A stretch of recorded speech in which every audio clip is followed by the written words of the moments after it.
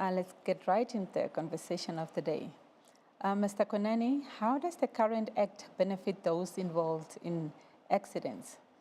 Well, the current Act benefits those involved in car crashes by being a benefit or providing benefits through various means such as a funeral grant to those that lose their lives in vehicle accidents, loss of support to those that were dependent on people that were lost in accidents, and further medical rehabilitation to those that survived vehicle crashes. And this was due to a change in 2007 from the fault-based system to one that actually sees to rehabilitate those that survive crashes in Namibia so that they can regain independence and fulfill their lives in the Namibian society. Okay. Mr. Konani, why did you see the need to amend this Act? Well, amending the Act became crucial in terms of modernizing it as well as aligning with our current socio-economic landscape, as well as the landscape in terms of the roads. Certain benefits just became a bit outdated. If I were to highlight one, for instance, the funeral grant currently pegged at $7,000 Namibian dollars. Now, back in 2007, $7,000 was quite a bit of money, but come 2025, it's not sufficient to assist or members of a family that have lost a loved one, even though it is a grant and not what would you call it, a funeral cover, but still we realize that in the current socio-economic landscape, it's an amount that really needs to be revised to answer to the challenges that we currently face as a nation. Oh, okay. Mr. Konani, what are the proposed amendments to this Act?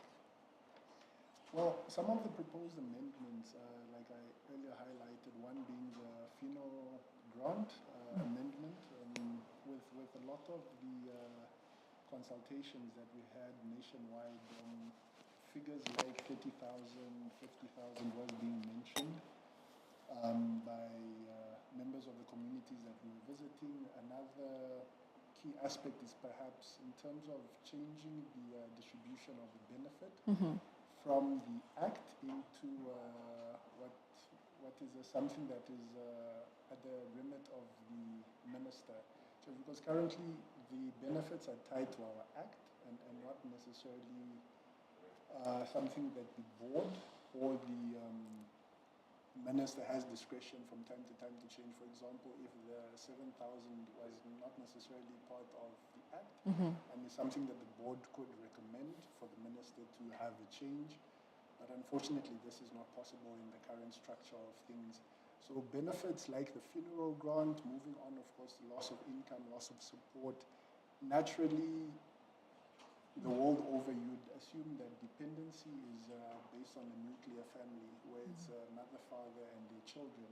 But in our context, for example, in Africa, we do realize that often it is extended family as well. Someone might have been the breadwinner to a grandmother, etc., etc. So getting all these modalities as part of the current Act so that it's simpler to administer these benefits is one of the reasons that we actually went out of all 14 regions to have consultations with our citizens to understand from the grassroots level exactly what needs to happen. And these are just some of the changes that need to be enacted.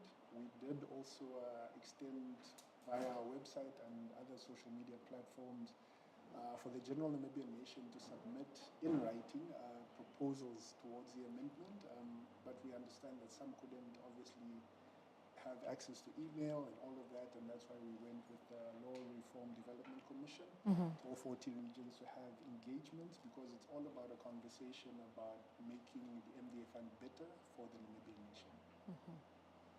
Viewers and listeners, do stay tuned. We are going on a short commercial break.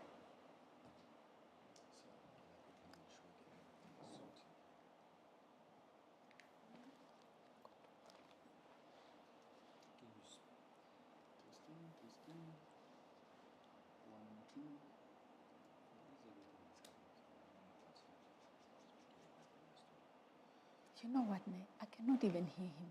But everything is on. I can't hear him. I can only hear these things, and I'm repeating myself in here. I can't hear him at all. I don't even know what to ask. Okay.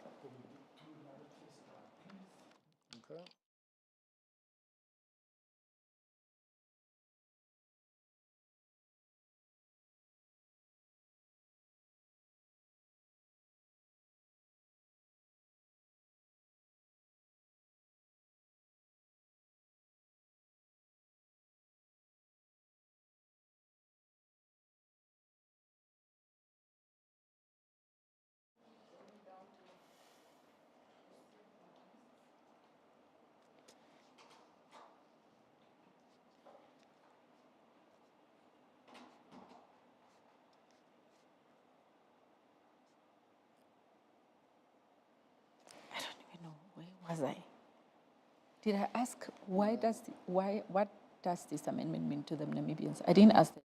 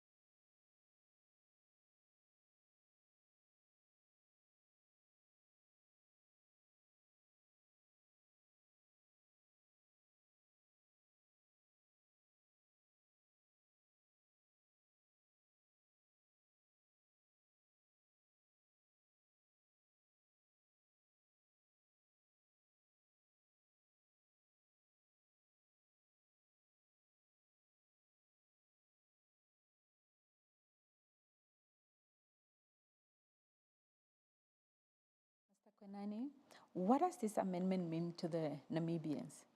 Well, in terms of meaning to the Namibians, extending perhaps on some of the changes to the Act, we are looking at various revenue streams apart from, because currently it's only the 47 cents per litre from fuel, be it petrol or diesel, that is given to the MVA Fund.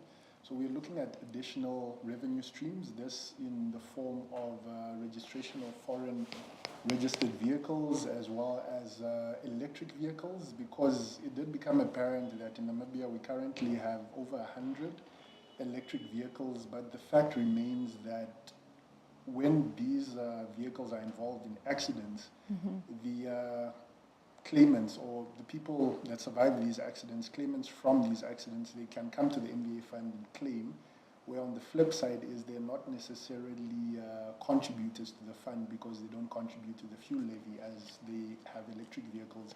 So these are just some of the avenues that we are looking at, perhaps having a levy for foreign registered vehicles as well as electric vehicles, just to better serve the Namibian nation. But from the conversations that we had issues like, especially in the northern regions, for example, what would happen with the Road Traffic and Transport Act, the limitation in terms of people you can load at the back of a pickup truck is 6. So in the event that there's an accident that occurs and there were more than 6 passengers at the back, we basically only pay 50% of the benefit to anyone that was above the number of 6. So this becomes a bit of a gray area, because how do you decide who you are paying the full benefit to and who you're only paying 50% to? But the reality on the ground is in Namibia, especially rural Namibia, oftentimes people are transported in the back of pickups or bakkies as we call them, be it to funerals or soccer matches or other social events. And these are just some of the realities that we had conversations about with our people in Namibia, just to ensure that we are more adaptive to their needs and can respond better in terms of the benefits that are given to claimants. But within this, obviously, the conversation had to center around levies or alternative revenue streams, because we can increase the benefits, but where does that money come from? Because if you look at, for instance, medical benefits alone, annually the MVA Fund spends over 200 million, which is a very high figure. And for us to increase any other benefits, it is important to have proper dialogue and conversations around issues of alternative revenue streams, but overall the conversations we had with community members were quite impactful, and we extended obviously the written notifications to the amendment until the 15th of October, and we received quite a good number. What are the main sentiments from these communities that you have visited? Well, the main sentiment from most people was that they appreciate the consultation, because one doesn't just want to wake up and hear that the fuel levy has increased from 47 cents to $1 without necessarily understanding why. So it was quite important for us to have these conversations and also gauge from them to say that this is the current scenario. How do you see it getting better? For example, loss of support would be claimed by dependents of someone that was lost in a road crash. And this benefit was up to 100,000 Namibian dollars annually. And it was just to speak to the current needs. I mean, universities these days are quite pricey, but the MVA Fund still ensures to get the dependents of those lost in crashes through varsity or technical education should they opt to do the TVET route. And these are just some of the discussions that we had. They were quite impactful, and we definitely look forward to the final drafting being submitted to Parliament and going to the National Assembly, obviously, for further deliberation, so that this act can finally come to being, let's say. Mr. Konani, we are coming to the end of our conversation. I would like to ask you, the festive season is coming up. Any campaigns lined up for the road users? Thank you very much. Well, the MVA Fund, as per norm, is embarking on the festive season road safety campaign. This will be the 20th year that the fund is involved in this initiative. This initiative brings together law enforcement and other road safety stakeholders within the Namibian nation.